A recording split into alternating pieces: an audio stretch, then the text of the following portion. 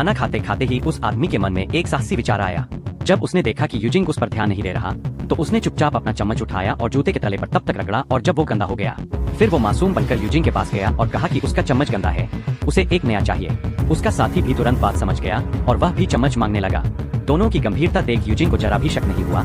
उसने उन्हें बिना किसी सवाल के नया चम्मच दे दिया, लेकिन यह उसकी सबसे बड़ी चम्मच उठा लिए, एक दिखाने के लिए, दूसरा असली काम के लिए। एक चम्मच से वो भाग नहीं सकता था, उसे एक कारगर औजार बनाना था। अगले दिन उसने 20 मिठाइयों के बदले एक अनुभवी कैदी से कुछ खास सामान जुटवाए। फिर उसने चम्मच को 2 हिस्सों में तोड़ा, नाखून कटर से लगे रेती के ब्लेड से सिक्का घिसा और उसकी धूल इकट्ठा कर ली। माचिस की मदद से उसने धातु को पिघलाया और चम्मच के हैंडल को रेती के ब्लेड से जोड़कर एक नया औजार बना लिया। अब बारी थी टेस्ट की। उसने साथी को पहरेक का काम सौंपा, अगर यूजिंग गाता दिखे तो सीटी बजाना।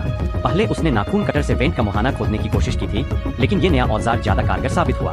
खुदाई चल रही थी कि यूजिंग की जांच शुरू हो गई। साथी सीटी तो बजा नहीं पाया, लेकिन उसने गिलास से ग्रिल पीटना शुरू किया।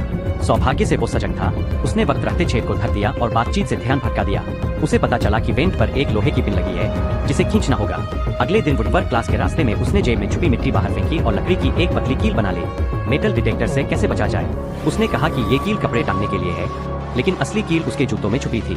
इसी की मदद से उसने ग्रिल के लॉक को खोला। वेंट के अंदर उसने पाइपों का जाल देखा, यही रास्ता था आजादी का। लेकिन सबसे बड़ी चुनौती थी चांद से बचना, ग्रिल को छिपाना और एक फर्जी सिर बनाना था ताकि कोई शक न करे। उसने अखबार